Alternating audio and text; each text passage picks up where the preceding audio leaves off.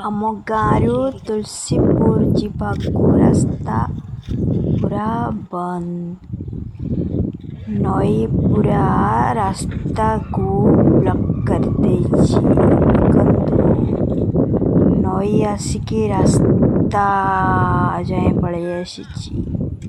ଆଜି ଟିକେ କମିଛି। ଏଠି ଗୋଟେ ବରଗଛ ଅଛି।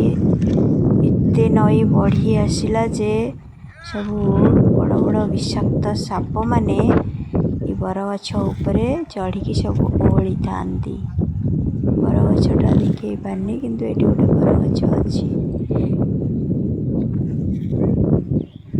ଆମ ଗାଁରୁ କେହି ସେପଟକୁ ଯାଇପାରିବେନି କି ସେପଟୁ କେହି ଆମ ଗାଁକୁ ଆସିପାରିବେ ନାହିଁ।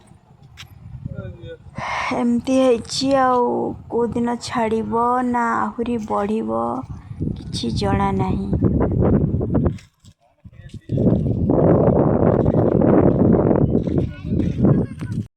କଥାରେ ନାହିଁ, ଜଳ ବିହୁନେ ସୃଷ୍ଟି ନାଶ ଆଉ ଜଳ ବହୁଳେ ସୃଷ୍ଟି ନାଶ। ଏହାର ପ୍ରମାଣ ଏଇଠି। ଏଥର ଏମିତି ଜଳ ବହୁଳ ହେଇଯାଇଛି ଯେ ବିଲ ବାଡ଼ି ସବୁ ବୁଡ଼ିକି ଅଛି।